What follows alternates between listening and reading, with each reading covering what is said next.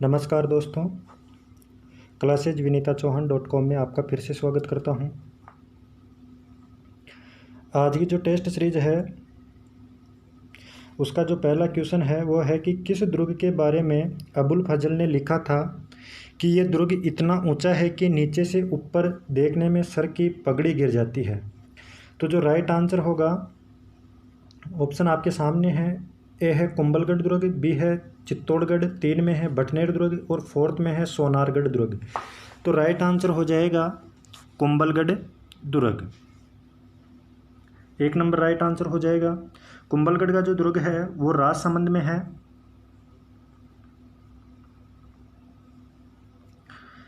भटनेर का जो दुर्ग है वो हनुमानगढ़ में है। सोनारगढ़ का दुर्ग जैसलमेर में है। ठीक है। और एक कल की टेस्ट सीरीज में मैंने क्वेश्चन दिया था कि ढूंढाड़ी किसकी हाड़ौती किसकी उपबोली है, तो उसका जो राइट आंसर है वो है ढूंढाड़ी की। नेक्स्ट क्वेश्चन देखते हैं। राजस्थान के दुर्गों में दुर्गाधिराज किसे कहा जाता है? तो 1 नंबर पे है शेरगढ़ दुर्ग, 2 नंबर पे है रणथंभौर दुर्ग, 3 पे है भटनौर दुर्ग और 4th नंबर पे है सोनारगढ़ दुर्ग। तो राइट आंसर हो जाएगा दुर्गों का जो दुर्गाधिराज है वो कहा जाता है रणथंभौर के दुर्ग सवाई माधोपुर को। नेक्स्ट देखते हैं। किस दुर्ग को गटबीटली तथा जिब्राल्टर भी कहते हैं? 1 नंबर में है भटनेर दुर्ग, बी में है सोनारगढ़ दुर्ग, 3 में है जयगढ़ दुर्ग, 4th में है तारागढ़ दुर्ग। तो गटबीटली और जो जिब्राल्टर दुर्ग है वो कहा जाता है तारागढ़ के दुर्ग को। तो राइट आंसर हो जाएगा तारागढ़ दुर्ग।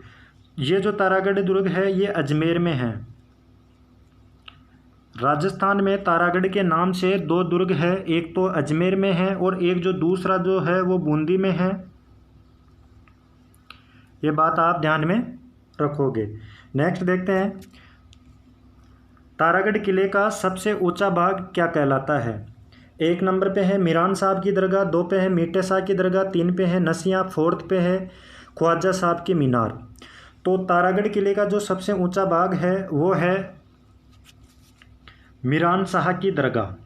अच्छा क्वेश्चन है, एग्जाम में पूछा जा सकता है कि तारागढ़ किले का सबसे ऊंचा भाग क्या कहलाता है, तो वो कहलाता है मीरान शाह की दरगाह। मीटे शाह की जो दरगाह है वो है गागरोन दुर्ग झालावाड़ में, गागरोन का किला झालावाड़ में। सोनी जी की नसियां ये अजमेर में है। सेठ मूलचंद सोनी के द्वारा बनवाई गई है। ये फैक्ट भी आप ध्यान में रखना।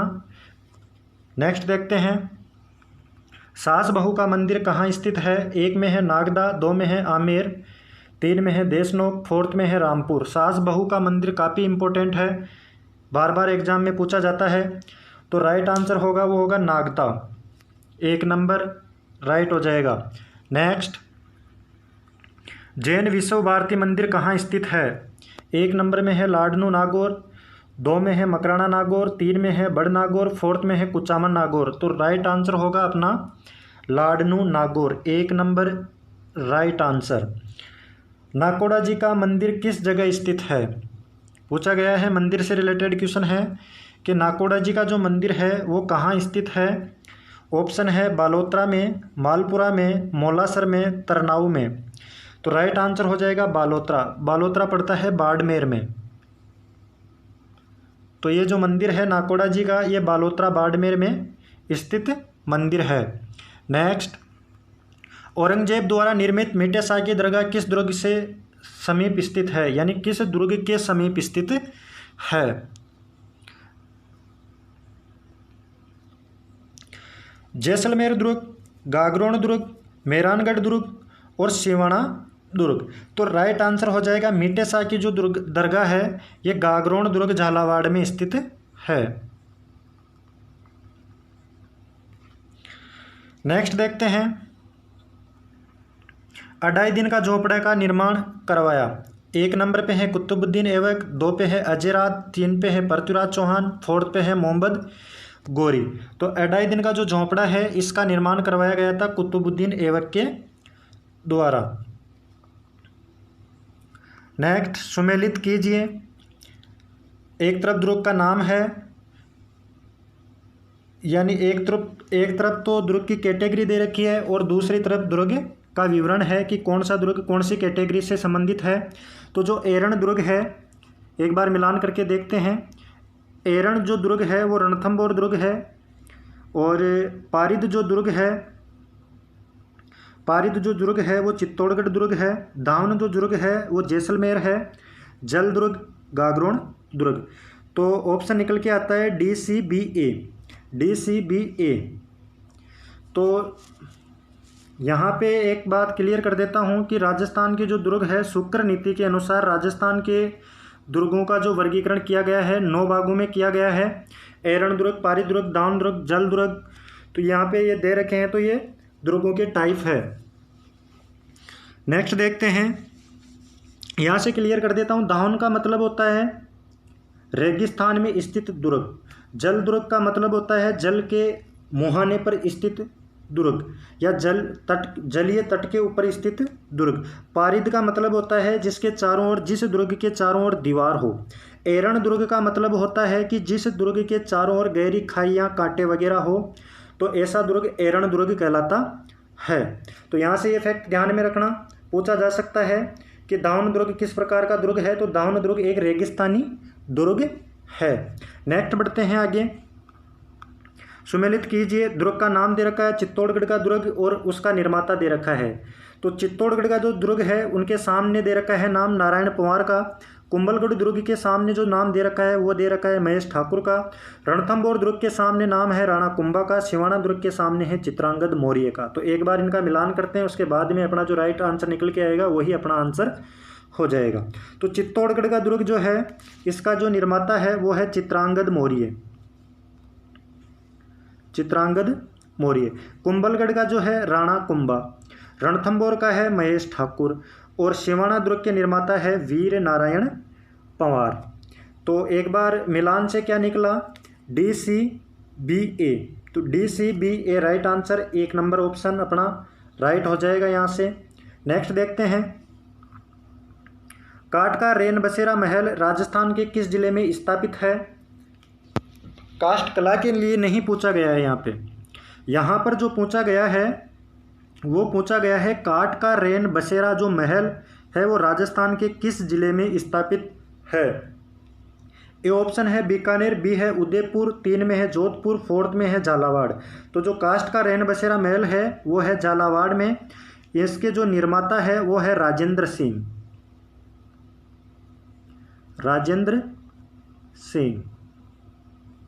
दूसरी बात, काष्ठ कला के लिए जो है वो चित्तौड़गढ़ जाना जाता है। कल मैंने हस्तकलाओं में बताया था कि काष्ठ कला के लिए कौन सा जिला प्रसिद्ध है, चित्तौड़गढ़ है। और जो पहली काष्ठ कला थी वो गणगौर बनाई गई थी चित्तौड़गढ़ की। तो ये फैक्ट आप ध्यान में रखना। नेक्स्ट आगे बढ़ते हैं। रेगिस्तान में निर्मित दुर्ग को कहा गया है औद्योगिक दुर्ग, गिरि दुर्ग, दानवन दुर्ग और वन दुर्ग। अभी थोड़ी देर पहले ही मैंने बताया था दुर्गों से रिलेटेड, और ये पूछा गया है कि रेगिस्तान में जो निर्मित दुर्ग है उसको क्या कहा गया है। तो उसको कहा गया है दानव दुर्ग। यानी रेगिस्तान जिसके चारों तरफ मान लीजिए ये कोई फोर्ट है और इसके चारों तरफ रेत ही रेत है, तो दानवन दुर्ग की श्रेणी में आएगा।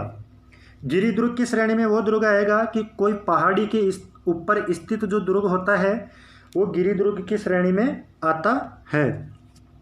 नेक्स्ट क्वेश्चन देखते हैं। निम्न कथनों पर विचार कीजिए। विचार करते हैं। कथन दे रखा है गागरोन का किला काली सिंध वह आहू नदियों के जल से घिरा हुआ है।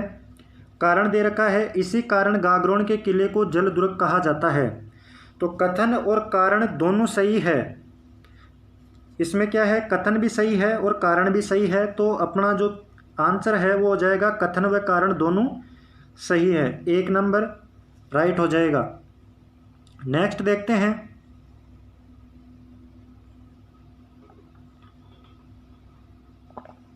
नेक्स्ट क्वेश्चन देखते हैं। राजस्थान का वो किला जिसे धाराधारगढ़ भी कहा जाता है, अच्छा क्वेश्चन है। धाराधारगढ़ के नाम से किस किले को जाना जाता है। 1 नंबर में है सोजत का किला, 2 में है चौमू का किला, 3 में है माधोराजपुरा का किला, फोर्थ में है कुचामन का किला। तो धाराधारगढ़ के नाम से चौमुखी किले को जाना जाता है, जो जयपुर में स्थित है। जयपुर से महज 45 किलोमीटर की दूरी पर धारधारगढ़ का किला स्थित है। और कुचामन का जो किला है इसे जागीरी किलों का सिरमौर कहा जाता है। ये फैक्ट आप ध्यान में रखोगे कि जागीरी किलों का सिरमौर जो है वो कुचामन के किले को कहा जाता है, जो नागौर में स्थित है। नागौर, ठीक है। नेक्स्ट देखते हैं राजस्थान का वह किला जिसे त्रिभुवनगढ़ भी कहा जाता है। 1 नंबर में दे रखा है नारगढ़, 2 में है शेरगढ़, 3 में है तवनगढ़ और 4th में है कुंभलगढ़। तो राइट आंसर हो जाएगा अपना तवनगढ़ राइट आंसर हो जाएगा। अब नारगढ़ मैंने बता रखा है फुल डिटेल में कि नारगढ़ जयपुर में है। शेरगढ़ मैंने बता रखा है, कुंभलगढ़ मैंने बता रखा है। कुंभलगढ़ के अंदर भी एक छोटा दुर्ग है जिसे कटारगढ़ का दुर्ग कहा जाता है, जिसे मेवाड़ की आंख कहते हैं। तो ये भी आप ध्यान में रखना। कटारगढ़ अंत दुर्ग है, कुंभलगढ़ के दुर्ग के अंदर जो दुर्ग है वो कटारगढ़ का दुर्ग है। नेक्स्ट, निम्न कथनों पर ध्यान दीजिए। फर्स्ट जो कथन है वो है महाराणा कुंभा ने चित्तौड़गढ़ में विजय स्तंभ का निर्माण करवाया। चलो ठीक है, सही बात है। जैसलमेर दुर्ग, ये जैसलमेर है, यहाँ पर जैसलमेर दुर्ग को पश्चिमी सीमा का प्रहरी कहा जाता है। नेक्स्ट देखते हैं आमेर का किला एक पहाड़ी ढलान पर बना हुआ है।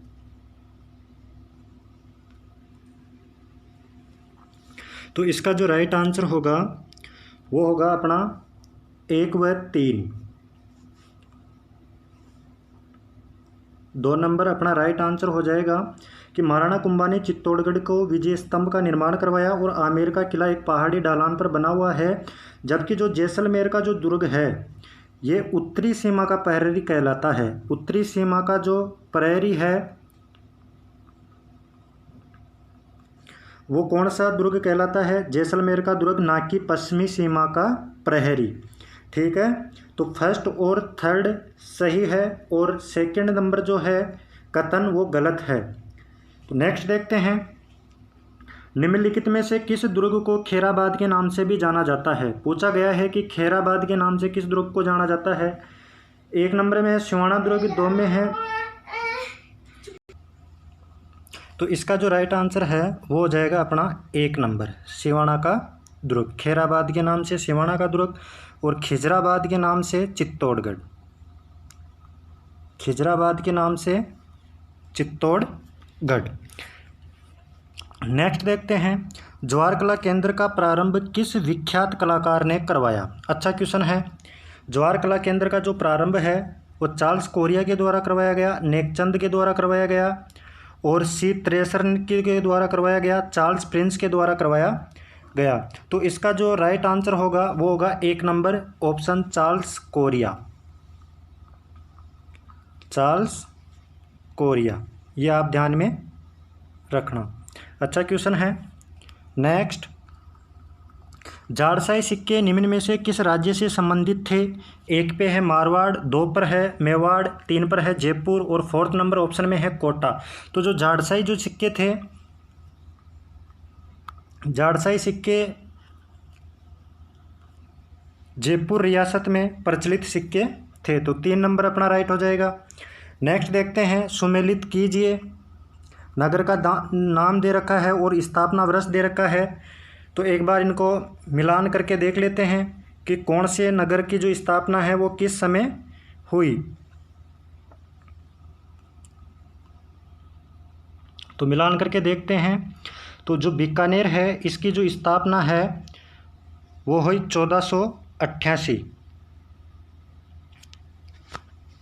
जोधपुर की 1459 और भरतपुर की 1723 और डूंगरपुर की 1358। तो DCBA राइट आंसर हो जाएगा 2 नंबर। नेक्स्ट देखते हैं ख्वाजा मोइनुद्दीन चिश्ती का मकबरा किसने बनवाया था। तो 1 नंबर पे है अकबर, बी पे है गयासुद्दीन, 3 पे है इब्राहिम लोदी और 4th पे है इनमें से कोई नहीं। तो राइट आंसर होगा 2 नंबर, गयासुद्दीन के द्वारा जो है ख्वाजा मोइनुद्दीन चिश्ती का मकबरा बनवाया गया। नेक्स्ट क्वेश्चन क्या है, राजस्थान का वह दुर्ग जो बनास, बेडच और मैनाल नदियों के संगम के निकट स्थित है, यानी बनास, बेडच व मेलान, इन तीनों नदियों के संगम पर जो दुर्ग स्थित है वो कौन सा है। तो ए में है गागरोन दुर्ग, 2 में है बेंसरोडगढ़, 3 में है बटनेर दुर्ग और 4th में है मांडलगढ़ दुर्ग। तो राइट आंसर हो जाएगा मांडलगढ़ दुर्ग। ये जो है वो बनास, बेडच और मैनाल इन तीनों के संगम पर स्थित है। गागरोन जो दुर्ग है ये आहू व काली सिंध नदियों के संगम पर स्थित है। बेंसरोडगढ़ जो दुर्ग है ये चंबल व बामनी नदियों का जो संगम है उसके ऊपर स्थित है। तो ये फैक्ट आप ध्यान में रखना। नेक्स्ट देखते हैं, देवगिरी नामक पहाड़ी पर स्थित किला है। 1 नंबर पे है दौसा का किला, 2 पे है अलवर का किला, 3 पे है रतनगढ़ का किला, 4th पे है कुचामन का किला। तो देवगिरी जो पहाड़ी है यह है दौसा में, तो इसके ऊपर जो किला स्थित है वो है दौसा का किला। यहाँ से एक और फैक्ट आप ध्यान में रखना, दौसा का जो किला है इसकी जो आकृति है वो सूप के समान है या छाजले के समान, छाजला या सूप के समान आकृति का जो किला है वो दौसा का किला है, जो देवगिरी की पहाड़ी पर स्थित किला है। नेक्स्ट देखते हैं, कनक वृंदावन जयपुर का निर्माण किसने करवाया। 1 नंबर पे है सवाई जय सिंह, 2 पे है सवाई मान सिंह, 3 पे है सवाई माधो सिंह, 4th पे है मिर्जा राजा मान सिंह। तो कनक वृंदावन जो है इसका जो निर्माण है वो करवाया सवाई जय सिंह के द्वारा। तो 1 नंबर अपना राइट हो जाएगा। नेक्स्ट क्वेश्चन क्या है, अल्बर्ट हॉल जयपुर की स्थापना की गई है।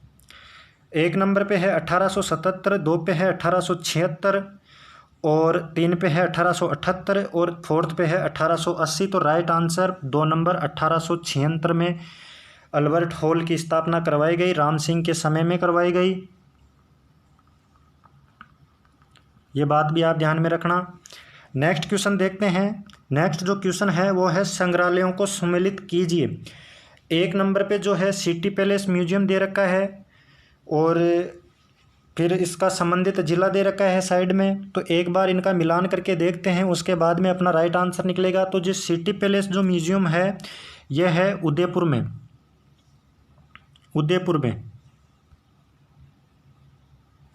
ठीक है। करणी संग्रहालय जो है यह है गंगा निवास, सिटी पैलेस वाला तो हो जाएगा अपना उदयपुर में, करणी संग्रहालय हो जाएगा गंगा निवास बीकानेर में, शार्दुल हो जाएगा लालगढ़ बीकानेर में, दिलाराम बाग संग्रहालय जो है आमेर में है, जनजाति जो संग्रहालय है यह है उदयपुर में, और इसके बाद में जो बचा मुकुट सरदार संग्रहालय है यह है जोधपुर में। तो राइट आंसर क्या निकला अपना, FEDCBA। तो 2 नंबर राइट हो जाएगा, 2 नंबर, ठीक है। तो सिटी पैलेस जो म्यूजियम है ये उदयपुर में है, करणी संग्रहालय जो है गंगा निवास बीकानेर में है, शार्दुल संग्रहालय लालगढ़ बीकानेर में है, दिलाराम बाग संग्रहालय आमेर में हो गया, जनजाति संग्रहालय जो है उदयपुर में हो गया, और मुकुट सरदार संग्रहालय जो है ये जोधपुर में हो गया। नेक्स्ट देखते हैं, सुमेलित कीजिए, किला दे रखा है, स्थान दे रखा है। जो बटनेर का किला है एक बार मिला के देखते हैं। बटनेर का जो किला है ये हनुमानगढ़ में है, मेहरानगढ़ का किला है ये जोधपुर में है, नाहरगढ़ का किला है ये जयपुर में है, और तारागढ़ का जो किला है ये अजमेर में है। तो राइट आंसर क्या निकला, DCBA 4th नंबर। मेहरानगढ़ का जो किला है, मेहरानगढ़ के किले को मयूर ध्वजगढ़ के नाम से भी जानते हैं, मयूर ध्वजगढ़। क्यों जानते हैं, क्योंकि इसकी जो आकृति है यह मयूर के समान है, इसीलिए इसको मयूर ध्वजगढ़ कहा जाता है। और मेहरानगढ़ के किले का जो अन्य नाम है वो है चिड़िया टोंक। चिड़िया टोंक क्यों कहा जाता है, क्योंकि यहाँ पर पौराणिक कथाओं के अनुसार चिड़ियानाथ नाम का एक ऋषि रहता था, उसी के नाम पर मेहरानगढ़ के दुर्ग को चिड़िया टोंक कहा जाता है। नेक्स्ट आगे बढ़ते हैं। सुमेलित कीजिए, अढ़ाई दिन का जो झोंपड़ा है ये अजमेर में है। एक बार मिलान करके देखते हैं। अढ़ाई दिन का झोंपड़ा अजमेर में है। जसवंत थड़ा ये है जोधपुर में, और भानगढ़ का किला है ये अलवर में है, और गोपाल भवन जो है ये भरतपुर में है। तो राइट आंसर क्या हुआ? ए सी बी। ए हो गया पहले में, फिर हो गया अपना सी, फिर हो गया डी, और फिर हो गया बी। तो एक नंबर अपना राइट हो जाएगा। जो जसवंत थड़ा है, इस जसवंत थड़े को राजस्थान का ताजमहल कहा जाता है। जो राजस्थान का जो ताजमहल है ये जसवंत थड़े को कहा जाता है। नेक्स्ट देखते हैं। सुमेलित कीजिए, तो सुमेलित करने से रिलेटेड क्वेश्चन है ये, देखते हैं।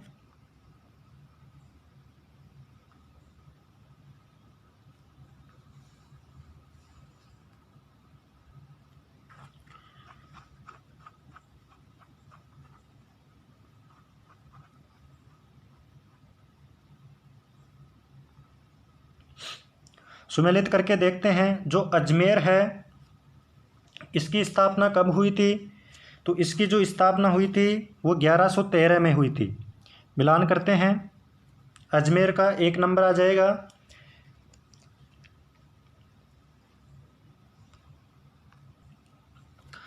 अलवर जो है इसकी जो स्थापना है 1774 में, उदयपुर की जो है 1568 में, जयपुर की है 1727 में। तो right answer A B C D, 3 number अपना राइट हो जाएगा, 3 नंबर। नेक्स्ट देखते हैं। राजस्थान का सबसे अधिक बुर्जों वाला किला है वो कौन सा है? एक नंबर पे है चित्तौड़गढ़, 2 पे है मेहरानगढ़, 3 पे है जयगढ़, 4th पे है जैसलमेर। तो सर्वाधिक बुर्जों वाला जो किला है वो है जैसलमेर, 99 बुर्ज। और 37 बुर्जों वाला जो किला है वो है जूनागढ़ बीकानेर। ये फैक्ट भी आप ध्यान में रखना। जूनागढ़ है वो 37 बुर्जों वाला किला है, और 99 बुर्जों वाला जो किला है वो जैसलमेर है, जो राजस्थान का दूसरा सबसे बड़ा आवासीय किला है। और राजस्थान का सबसे बड़ा आवासीय किला है वो है चित्तौड़गढ़। सबसे बड़ा जो आवासीय किला है वो चित्तौड़गढ़ है। यहाँ से फैक्ट आप ध्यान में रखना। जयगढ़ है ये ईगल की पहाड़ी पर स्थित है, ये भी आप ध्यान में रखना। जयगढ़ जयपुर, मेहरानगढ़ जोधपुर। ठीक है, मेहरानगढ़ के बारे में मैंने बता दिया था पहले। जयगढ़ आप ध्यान में रखना, ईगल की पहाड़ी जयपुर में स्थित है। चित्तौड़गढ़ जो है ये सबसे बड़ा आवासीय किला है, और जैसलमेर है ये सेकंड सबसे बड़ा आवासीय किला है, जो 99 बुर्जों वाला किला है। जूनागढ़ बीकानेर है ये 37 बुर्जों वाला किला है, जो राती घाटी में स्थित किला है। नेक्स्ट देखते हैं। निम्न श्रेणियों को आपस में मिलाइए। श्रेणी ए को श्रेणी बी से मिलाना है। खुजराहो का जो मंदिर है वो कहाँ है? किराडू में है। मिला के देखते हैं एक बार। जो खुजराहो का जो मंदिर है वो किराडू में है। हर्षत माता का मंदिर आबानेरी में है। जगदम्बी का प्रसाद का जो मंदिर है वो जगत उदयपुर में है। और जूना पत्रासर का जो मंदिर है ये बाड़मेर में है। पारानगर जो मंदिर है अलवर में है। श्रृंगार चोरी का जो मंदिर है ये चित्तौड़गढ़ में है। और पिवंत स्वामी का जो मंदिर है ये मूंगथला उदयपुर में है। तो अब जो निकल के आया अपना आंसर वो क्रम वाइज निकल के आया, सीरियल वाइज। तो देख लेते हैं एक बार A B C D E F G. तो देखते हैं A B C D E F G जो है फर्स्ट नंबर में ही मिल गया है अपने को, तो 1 नंबर इसका राइट आंसर हो जाएगा। यहाँ से जो ध्यान में रखना है आप, श्रृंगार चोरी मंदिर और किराडू मंदिर इंपॉर्टेंट है, दोनों मंदिर ध्यान में रखना। किराडू मंदिर जिसे राजस्थान का खुजराहो कहा जाता है, राजस्थान का जो खुजराहो है वो किराडू मंदिर को कहा जाता है। और मेवाड़ का जो खुजराहो है अंबिका माता के मंदिर को कहा जाता है। ये फैक्ट भी आप ध्यान में रखोगे। नेक्स्ट आगे चलते हैं। मोकल जी के मंदिर का दूसरा नाम क्या है? 1 नंबर पे दे रखा है सोमेश्वर मंदिर, 2 पे दे रखा है ब्रह्मा जी मंदिर, 3 पे दे रखा है एकलिंग जी का मंदिर, और फोर्थ पे दे रखा है समिदेश्वर मंदिर। तो अपना जो राइट आंसर निकल के आएगा यहाँ से वो निकल के आएगा 1 नंबर सोमेश्वर मंदिर राइट आंसर। तो इसका जो राइट आंसर निकल के आएगा अपना वो मोकल जी का मंदिर पूछा गया है। तो मोकल जी का जो मंदिर है इसका जो राइट आंसर है वो है समिदेश्वर मंदिर। फोर्थ नंबर अपना राइट हो जाएगा। नेक्स्ट देखते हैं शंख लिपि किस स्थल से संबंधित है। तो शंख जो लिपि है वो किस स्थल से संबंधित है। तो 1 नंबर पे है जयपुर, 2 पे है आबानेरी, 3 पे है कालीबंगा, 4th पे है विराटनगर। तो इसका जो राइट आंसर होगा वो होगा विराटनगर जयपुर। शंख लिपि जो संबंधित है वो विराटनगर से है। नेक्स्ट शेखावटी की स्वर्ण नगरी कहलाती है। शेखावटी की जो स्वर्ण नगरी है वो कहलाती है ऑप्शन नंबर 4 नवलगढ़। नवलगढ़ अपना राइट आंसर हो जाएगा जिसे शेखावटी की स्वर्ण नगरी कहा जाता है। नेक्स्ट देखते हैं निम्नलिखित हवेलियों को स्थित नगरों से मिलाइए। तो जो सालिम सिंह जी की हवेली है वो कहाँ है, बड़े मियाँ की जो हवेली है वो कहाँ है, पोदार जी की हवेली कहाँ है, माल जी की हवेली कहाँ है, बागौर की हवेली कहाँ स्थित है, कौन से नगर में स्थित है, इनका एक बार मिलान करके देखते हैं। तो बागौर की जो हवेली है यह है उदयपुर में। कहाँ पर है, उदयपुर में है। पहली बात तो ये कंप्लीट। मालजी की जो हवेली है ये चूरू में है, सेकंड बात भी कंप्लीट। चलो देखते हैं पोदार की जो हवेली है ये है नवलगढ़ में, बड़े मियाँ की जो हवेली है ये है जोधपुर में, और सालिम सिंह जी की जो हवेली है ये है जैसलमेर में। तो यहाँ से अपना जो आंसर निकल के आया वो क्या निकल के आया, वो निकल के आया है कि जो लास्ट का 5 नंबर है उसमें ए है और फिर जो 4th नंबर है उसमें बी है। तो ABCDE मेरे ख्याल से ये निकल के आया है। तो 1 नंबर इसका राइट आंसर हो जाएगा। ये हवेलियाँ काफ़ी इम्पोर्टेंट है। और सालिम सिंह जी की जो हवेली है इसकी ऊपरी जो मंजिल है उसको जहाज महल या मोती महल के नाम से जाना जाता है। ये फैक्ट आप ध्यान में रखोगे, एग्जाम में आया हुआ क्वेश्चन है। कौन सी हवेली की ऊपरी मंजिल को जहाज महल या मोती महल के नाम से जाना जाता है, तो वो जो हवेली है सालिम सिंह जी की हवेली है जो जैसलमेर में स्थित है। नेक्स्ट क्वेश्चन देखते हैं अपना क्या है। नेक्स्ट है राजाओं के मरणोपरांत उनकी याद में, उन्हीं नहीं है उनकी याद है यहाँ पे, उनकी याद में बनाए गए स्मारक किस नाम से जाने जाते हैं। तो ए में है छत्री व देवल, 2 में है राजप्रसाद, 3 में है दरगाह, 4th में है मकबरा। तो राइट आंसर यहाँ पे जो ऑप्शन है कंफ्यूज करने वाले हैं, लेकिन राजाओं के मरणों उपरांत उनकी याद में जो स्मारक बनाए जाते हैं उन्हें छत्री या देवल कहा जाता है। तो 1 नंबर राइट हो जाएगा।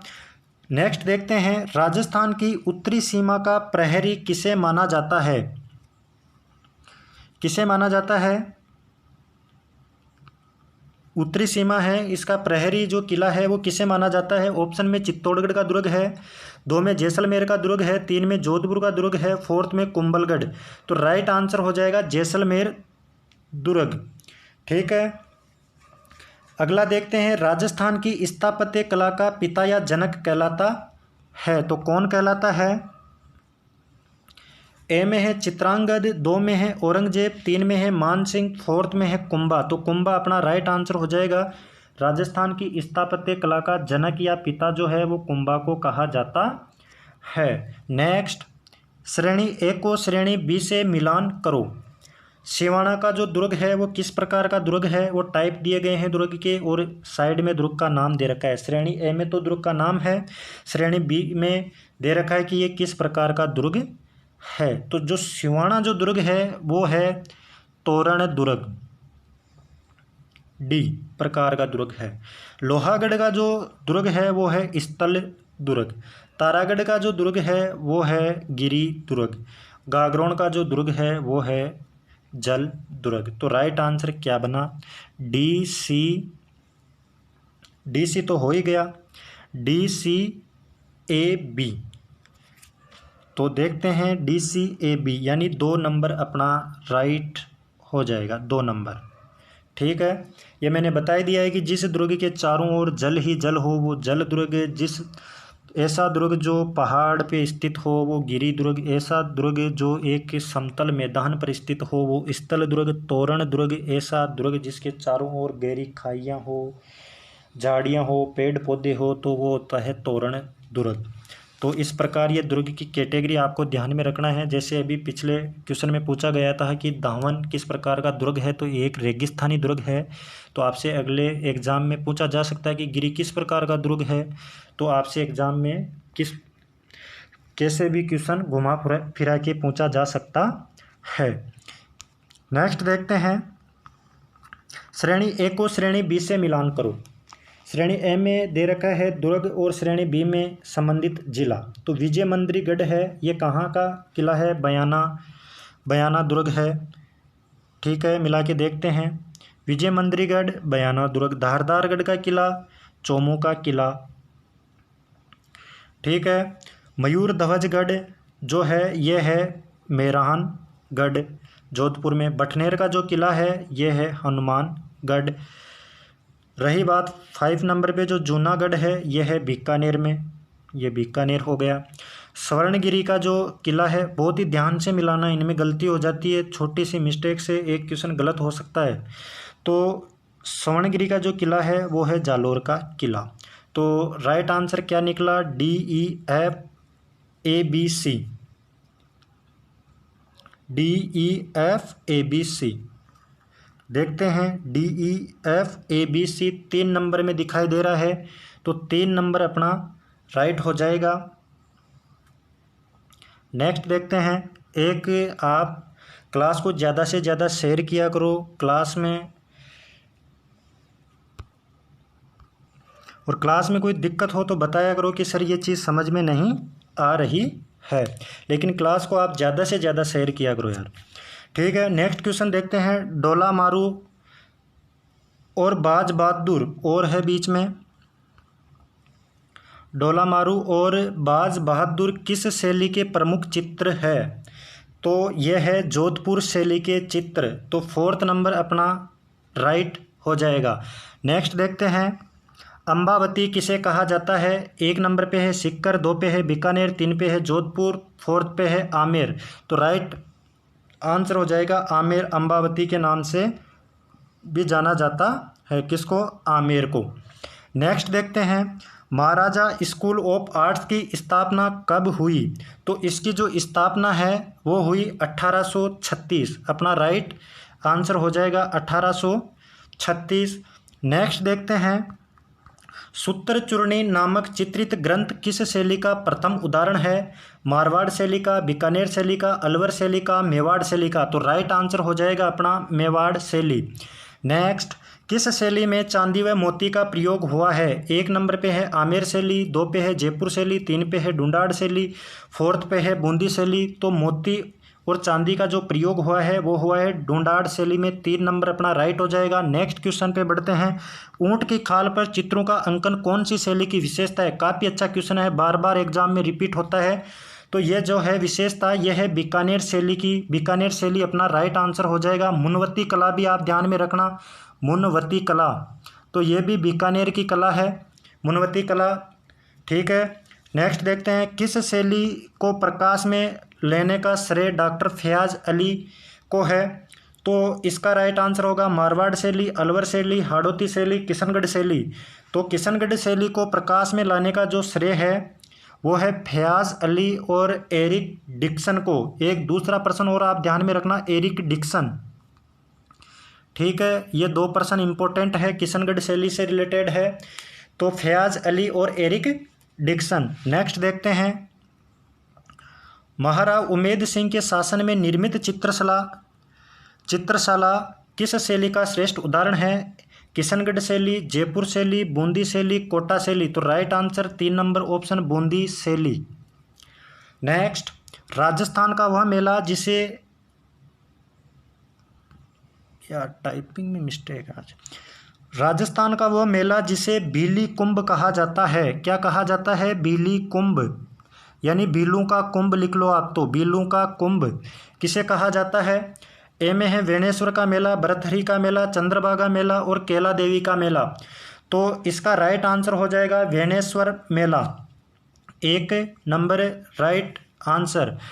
जो वेणेश्वर मेला है इसे बांगड़ का पुष्कर भी कहा जाता है, बांगड़ का पुष्कर। बांगड़ का पुष्कर किसे कहा जाता है, वेणेश्वर धाम डूंगरपुर को। ठीक है, नेक्स्ट देखते हैं उर्स मेले की आयोजन की तिथि है। तो इसका राइट आंसर प्रतिवर्ष रज्जब 1 से 3 तारीख तक, प्रतिवर्ष रज्जब की 1 से 4 तारीख। यहाँ पर प्रतिवर्ष रज्जब का मतलब है महीना, प्रतिवर्ष रज्जब की 1 से 5 तारीख। तो राइट आंसर अपना क्या हुआ, प्रतिवर्ष रज्जब की 1 से 5 तारीख के बीच में उर्स मेले का आयोजन किया जाता है। तो 3 नंबर अपना राइट हो जाएगा। नेक्स्ट देखते हैं प्रतिवर्ष आशोज बुद्धि नवमी को बरने वाला हिंदू मुस्लिम एकता का प्रतीक जेठा बुट्ठा मेला राजस्थान के किस जिले में लगता है। इम्पोर्टेंट है, स्टार मार लीजिए आप। 1 नंबर पे बीकानेर, 2 पे टोंक, 3 पे अलवर, 4th में Bharatpur. Right answer Bharatpur, 4th number अपना राइट हो जाएगा। नेक्स्ट निम्नलिखित में से किस मेले को सहरिया जनजाति के लोगों का महातीर्थ कुंभ कहा जाता है। पूछा गया है सहरिया जनजाति वाला। सहरिया जनजाति का जो कुंभ है वो किसे कहा जाता है, तेजाजी को, सीताबाड़ी को, कपिलधारा को, बेनेश्वर को। राइट आंसर सीताबाड़ी जो 12 में है। कपिलधारा है वो कपिल मुनि का है, बेनेश्वर जो है डूंगरपुर में है, तेजाजी आपको पता है ही। ठीक है, नेक्स्ट देखते हैं पैगंबर मोहम्मद साहब के जन्म एवं मृत्यु की स्मृति में मनाया जाता है 12 वफात, ईद उल जुहा, ईद उल फितर, इनमें से कोई नहीं। तो जन्म एवं मृत्यु की स्मृति में इनमें से कोई भी त्यौहार नहीं मनाया जाता है, 4th नंबर राइट हो जाएगा अपना। ईद उल फितर का मतलब मीठी ईद, मीठी ईद, इस दिन सवैयाँ वगैरह बनाई जाती है। ईद उल जुहा यानी बकरा ईद, इस दिन बकरे की कुर्बानी दी जाती है। तो ये भी आप ध्यान में रख लेना। आगे चलते हैं, आगे का जो क्वेश्चन है वो है श्रावण में कुंवारी कन्याओं के लिए कौन सा त्यौहार आता है जब वे दिन भर खड़ी रहकर व्रत करती है तथा रात्रि में चंद्रमा के दर्शन के बाद भोजन करती है। अच्छा क्वेश्चन है।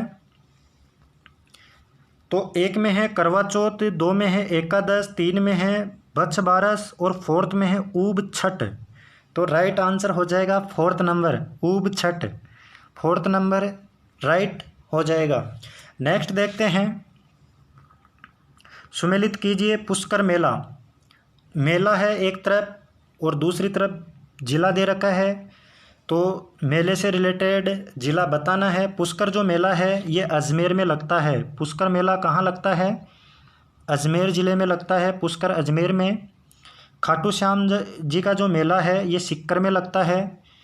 महावीर जी का जो मेला है वो करौली में लगता है।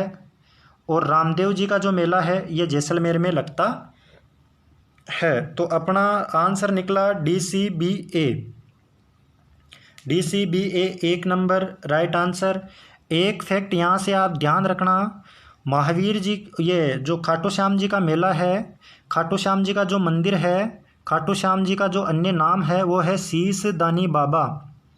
एग्ज़ाम में आ सकता है कि शीशदानी बाबा के नाम से किसे जाना जाता है, तो वो है खाटू श्याम जी। ठीक है, और महावीर जी का जो मेला है ये करौली में लगता है, इम्पोर्टेंट है, ये भी आप ध्यान में रखना, गंभीरी नदी के किनारे। ठीक है, नेक्स्ट आगे बढ़ते हैं। किस शहर का बादशाह मेला प्रसिद्ध है। काफ़ी अच्छा क्वेश्चन है बादशाह मेला वाला।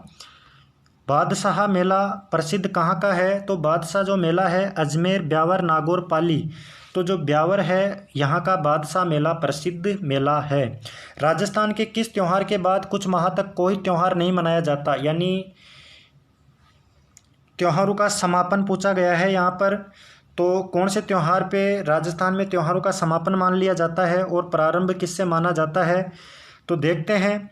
यहाँ पे क्वेश्चन जो पूछा गया है कोई त्यौहार नहीं मनाया जाता कुछ माह तक, तो इसका राइट आंसर होगा गणगौर, 3 नंबर अपना राइट हो जाएगा। ठीक है, आगे बढ़ते हैं। और एक बात, त्योहारों का आगमन कौन से त्यौहार से माना जाता है, तो वो माना जाता है तीज से, यह भी आप ध्यान में रख लेना।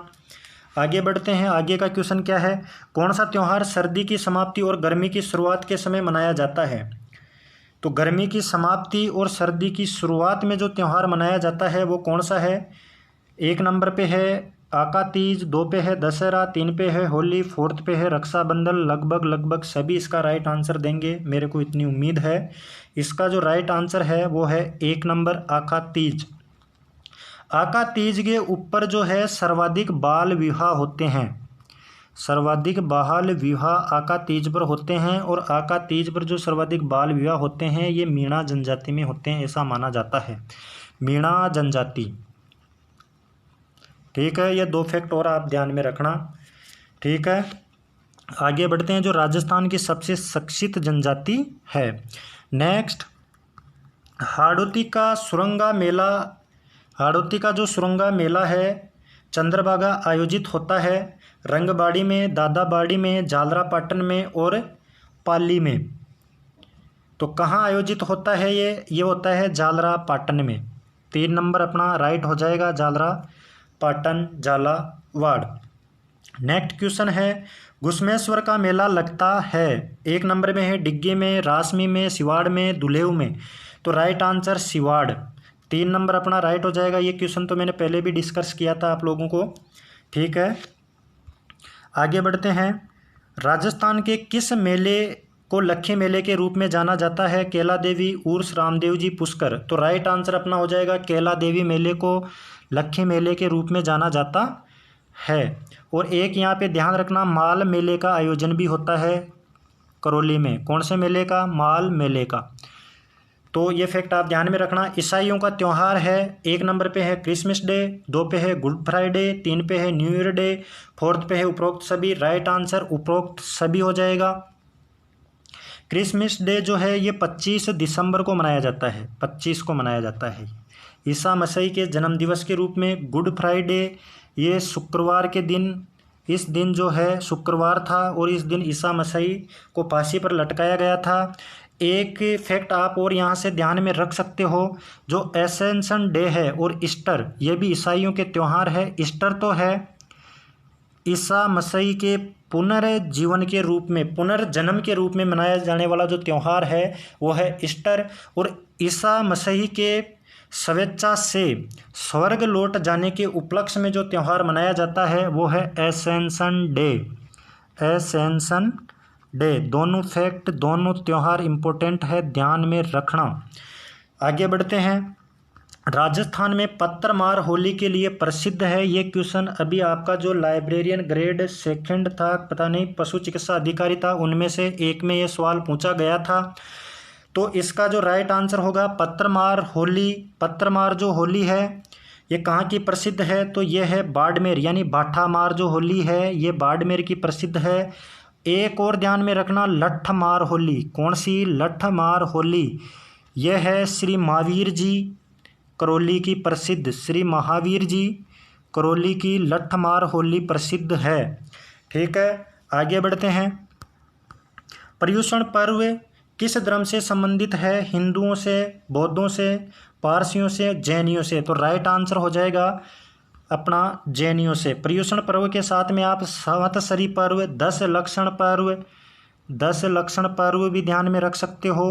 रोट तीज का त्यौहार भी आप ध्यान में रख सकते हो। ये सारे के सारे जो पर्व है, त्यौहार है, ये जैनियों के त्यौहार है। यानी पर्युषण पर्व, संवत्सरी पर्व, 10 लक्षण पर्व और रोट तीज त्यौहार, ये सारे के सारे जैनियों से रिलेटेड त्यौहार है। नेक्स्ट देखते हैं। राजस्थान में तीर्थराज के नाम से विख्यात स्थान है। कैला देवी, रामदेवरा, देशनोक, पुष्कर। तो पुष्कर अपना राइट आंसर हो जाएगा, तीर्थराज।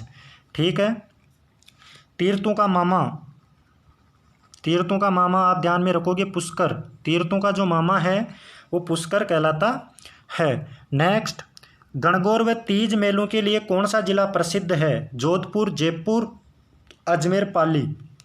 तो राइट आंसर हो जाएगा जयपुर। गणगौर और तीज के मेलों के लिए जयपुर प्रसिद्ध है। गलियाकोट का उर्स किस जगह होता है, यानी किस जगह गलियाकोट के उर्स का आयोजन होता है। तो वो होता है अपना डूंगरपुर। 2 नंबर अपना राइट आंसर हो जाएगा। नेक्स्ट आगे बढ़ते हैं। वीरपुरी का मेला किस स्थान पर बढ़ता है? जयपुर, चित्तौड़गढ़, मंडोर, जोधपुर, पाली। तो वीरपुरी का जो मेला है ये मंडोर जोधपुर में आयोजित होता है। सारे के सारे इंपॉर्टेंट क्वेश्चन हैं, अच्छे क्वेश्चन हैं, तो आप इनको बार बार रिपीट करो ताकि आपको फ़ायदा मिल सके। आगे देखते हैं। गधों के मेले के लिए प्रसिद्ध है बामनवास, जाटियावास, खंडेलावास, लूणियावास। तो गधों के मेले के लिए जो प्रसिद्ध है वह है लूणियावास, जयपुर। ठीक है, आगे देखते हैं। राजस्थान के एक राजा का रज्जा दे दिया यहाँ पे। एक राजा का दूसरे राजा के साथ होने वाले पत्र व्यवहार को कहा जाता था। तो यहाँ पे जो क्वेश्चन है सिंपल लैंग्वेज में बता देता हूँ। राजस्थान के एक राजा का दूसरे राजा के साथ होने वाले पत्र व्यवहार को क्या कहा जाता था? तो इसका राइट आंसर क्या है? ऑप्शन आपके सामने गिवन है। ए में है खरीता, 2 में है परवाना, 3 में है अर्जदास्त और 4th में है सनद। तो राइट आंसर खरीता हो जाएगा अपना। राइट आंसर खरीता, यानी एक राजा का दूसरे राजा के साथ जो पत्र व्यवहार होता था उसे खरीता कहा जाता था। नेक्स्ट देखते हैं। राजस्थान में बच्चे के जन्म के 8वें दिन बहन बेटियों को घर बुलाया जाता है और बहनें सातिया भेंट करती है। सातिया क्या है? तो जो बच्चा होता है उसको उसकी जो बहन है वो सातिया भेंट करती है। तो ये सातिया क्या है? ये एक मांगलिक चिन्ह है। बिल्कुल राइट बात है। विजय का सूचक है, ये भी राइट है। राजतंत्र का प्रतीक है, ये भी सही है। तो उपरोक्त सभी अपना राइट आंसर हो जाएगा। ठीक है, सातिया को आप आख्या के नाम से भी ध्यान में रख सकते हो, आख्या। ठीक है, आगे बढ़ते हैं। आगे का क्वेश्चन क्या है? राजस्थान सौभाग्यशाली है कि जोधपुर कोट व पैंट के पोशाक का दर्जा मिला हुआ है। यानी जोधपुर के कोट पैंट को किस प्रकार की पोशाक का दर्जा मिला हुआ है? तो इसको मिला हुआ है राष्ट्रीय पोशाक का दर्जा। 2 नंबर अपना राइट हो जाएगा। नेक्स्ट देखते हैं। आदिवासियों में लीला मोरिया जो संस्कार है वो किससे संबंधित है? तो लीला मोरिया जो संस्कार है यह किससे संबंधित है? विवाह से संबंधित है। 2 नंबर अपना राइट हो जाएगा। इम्पोर्टेंट है, एग्जाम में 100% आ सकता है। बिल्कुल इसको आप ध्यान में रखोगे लीला मोरिया संस्कार को। तो ये विवाह से संबंधित संस्कार है। आगे बढ़ते हैं। जब बच्चा माता के उदर में होता है तो कौन सा संस्कार संपन्न करवाया जाता है? यानी उदर यानी पेट में जब होता है बच्चा तो कौन सा संस्कार संपन्न करवाया जाता है? 1 नंबर में दे रखा है सीमोंतोनियन संस्कार, 2 में है नामकरण संस्कार, 3 में है अन्नप्राशन संस्कार और 4th में है उपनयन संस्कार। तो जो संपन्न करवाया जाता है जो संस्कार वो है उदर में सीमोंतोनियन। 1 नंबर अपना राइट हो जाएगा। यहाँ से जो नामकरण संस्कार है ये जन्म के 11वें या 10वें दिन या 101वें दिन, ये ध्यान में रखना। अन्न प्रशासन संस्कार जो है जब बच्चा 6 माह का हो जाता है तो उसको पहली बार अन्न ग्रहण करवाया जाता है, तो इसे अन्न प्रशासन संस्कार कहा जाता है। इसका जो दूसरा नाम है वो है दसोटन। अन्न प्रशासन का जो दूसरा नाम है ये आप ध्यान में रख सकते हो, दसोटन। उपनयन संस्कार काफ़ी इंपॉर्टेंट संस्कार है। उपनयन संस्कार को यज्ञोपवीत संस्कार के नाम से भी जाना जाता है। ठीक है, यह आप ध्यान में रखना। इसमें जनेऊ धारण करवाया जाता है, जनेऊ। ठीक है, आगे बढ़ते हैं। जो 4 वर्ण थे उनमें से जो शूद्र वर्ण था उसको जनेऊ धारण करने का अधिकार नहीं था। ये भी आप ध्यान में रखोगे कि राजस्थान में किस वर्ण को जनेऊ धारण करने का अधिकार नहीं था, तो वो था शूद्र वर्ण। ठीक है, शूद्र वर्ण आप ध्यान में रखना। उपनयन मैंने बता ही दिया है। आगे बढ़ते हैं। सुमेलित कीजिए, त्यौहार का नाम दे रखा है और भोजन दे रखा है। ईद उल फितर और भोजन का नाम है ईद उल जुहा दे रखा है। तो ईद उल फितर पे जो है वो क्या बनाया जाता है? तो सवैयाँ यानी मीठी ईद। ईद उल जुहा पर मांस के पदार्थ यानी मांस के व्यंजन। शब-ए रात पर जो है वो बनाया जाता है हलवा और मुहर्रम पे बनाया जाता है खींचड़ा। तो ये मिलान हो गया है अपना BADC। 1 नंबर राइट हो जाएगा अपना। आगे बढ़ते हैं। समाज समाज के वह वर्ग जो परंपरागत रूप से निरामिष वर्ग में आता है। निरामिष वर्ग का मतलब होता है कि जो मांस पदार्थों का सेवन नहीं करता है, ऐसा वर्ग कौन सा है?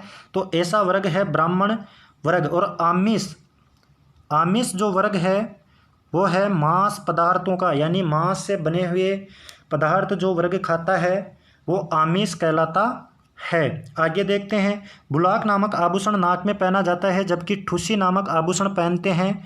तो ठुसी जो है वो पहना जाता है गले में। ठुसी कहाँ पहना जाता है? गले में। ठुसी, चंपाकली, ये जो है हालरो, ये गले में पहने जाने वाले आभूषण है। नेक्स्ट आगे बढ़ते हैं, गुरुडे ग्रामीण पुरुषों के किस अंग का आभूषण है? कलाई, नाक, कान, हाथ। तो गुरुडे जो है वो है कान के आभूषण। नेक्स्ट, सुमेलित कीजिए, आदिवासी महिलाओं का चांदी का हार। ठीक है, तो इसे क्या कहा जाता है? हालरो। डी मिलान करके देखते हैं, थोड़ा जल्दी देखते हैं। मिलान, हालरो, रेशमी धागे में लटकता सोने का सिक्का, मोहरन, ताबीज टाइप का, अंगूठे की अंगूठी को अरसी कहते हैं, कमर का आभूषण जो है कंदोरा कहलाता है। तो DCBA 1 नंबर अपना राइट हो जाएगा। नेक्स्ट, आदिवासी संस्कृति में लोकाई से तात्पर्य है। लोकाई का दूसरा नाम भी आप ध्यान में रखना, कांदिया। लोकाई को कांदिया के नाम से जाना जाता है, कांदिया के नाम से। तो ये जो है ये मृत्यु बोझ से रिलेटेड है, मृत्यु बोझ। ए नंबर अपना राइट हो जाएगा। नेक्स्ट, राजस्थान में स्त्रियों की सुहाग की निशानी का आभूषण है, यानी सुहाग की जो निशानी है वो क्या है? 1 नंबर पे है शीशफूल, 2 पे है तिमणियाँ, 3 पे है पोंचा, 4th पे है लाख का चूड़ा। तो राइट आंसर हो जाएगा लाख का चूड़ा, कि जो स्त्री विधवा हो जाती है वो लाख का चूड़ा नहीं पहनती। तो ये सुहाग का निशान हो गया है। एक माथे पे बिंदी नहीं लगाती, तो ये भी आप ध्यान में रखोगे। नेक्स्ट आगे बढ़ते हैं, निम्न आभूषणों को शरीर के अंगों के अनुसार सुमेलित कीजिए। सांकली जो है ये किसका आभूषण है? और सरपिया है ये किसका आभूषण है? पंचलड़ी है किसका है? बट्टा, बंगड़ा, मुंदड़ी। तो ये सब ध्यान में रखना। तो पहले मिलान करके देख लेते हैं एक बार। जो मुंदड़ी है ये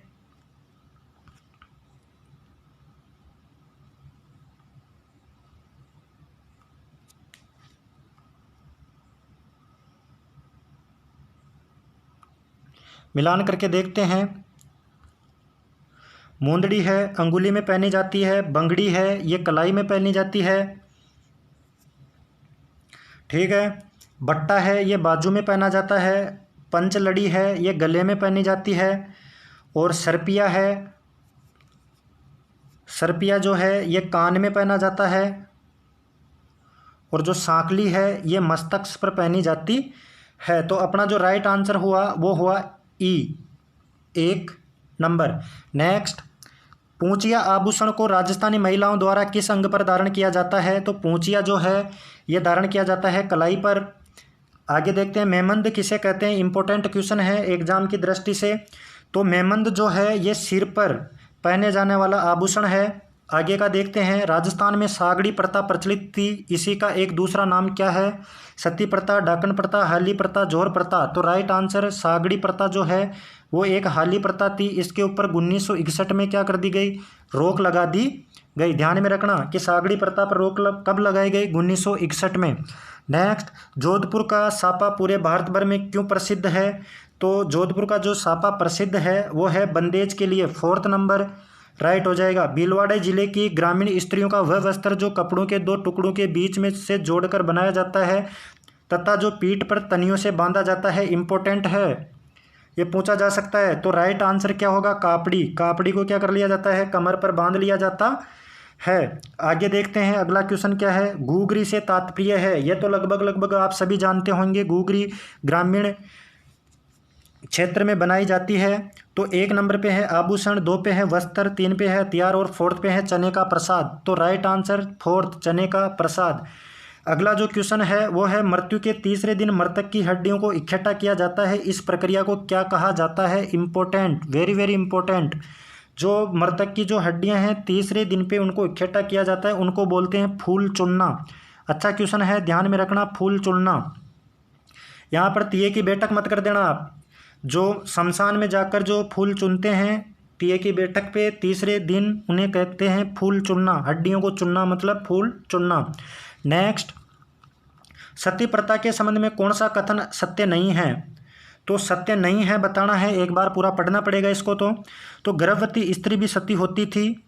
आगे देखते हैं, इसका सर्वाधिक प्रचलन राजपूतों में था। दोनों कथन सत्य नहीं है, दोनों कथन सत्य हैं। तो इसका जो राइट आंसर होगा सत्य नहीं है, पूछा गया है। तो गर्भवती स्त्री भी सती होती थी, ये सत्य नहीं है, क्योंकि गर्भवती जो स्त्री थी वो सती नहीं होती थी।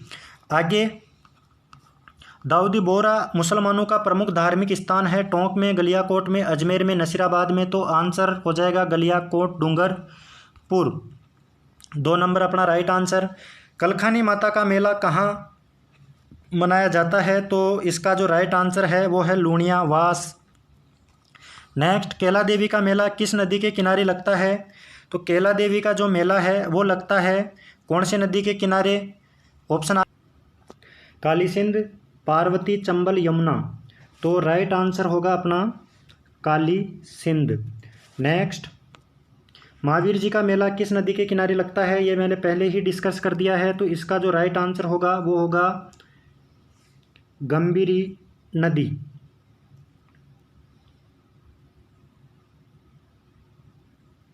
नेक्स्ट देखते हैं, नेक्स्ट क्वेश्चन क्या है अपना।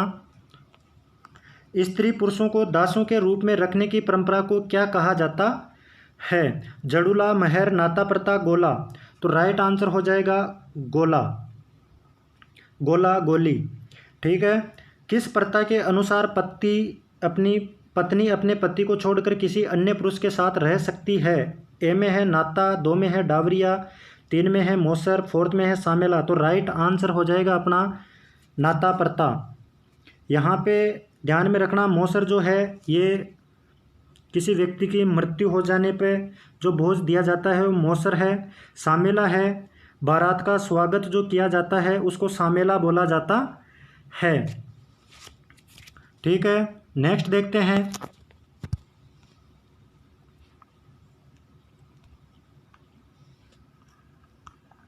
राजस्थान की आदिवासी जनजातियों में कौन सी कुप्रथा थी? तो आदिवासी जो जनजाति थी, जनजातियों में कौन सी कुप्रथा थी? कन्यावध, डाकन प्रथा, सती प्रथा, विधवा विवाह। तो राइट आंसर डाकन प्रथा, डाकन प्रथा। और इस डाकन प्रथा पर जो रोक है वो सर्वप्रथम उदयपुर के द्वारा लगाई गई, खेरवाड़ा उदयपुर से। ये भी आप ध्यान में रखना। विवाह के समय वधू के लिए वर पक्ष द्वारा जो आभूषण ले जाए जाते हैं उसे क्या कहते हैं? यानी वधू के लिए जो आभूषण ले जाए जाते थे उसको क्या बोलते थे? तो उसको बोलते थे चेस, मुकलावा, पडला, मायरा। तो राइट आंसर हो जाएगा अपना पडला। नेक्स्ट क्वेश्चन क्या है, बडार का बोझ किस अवसर पर रखा जाता है? तीर्थ यात्रा पर, जन्म पर, विवाह पर, मृत्यु पर।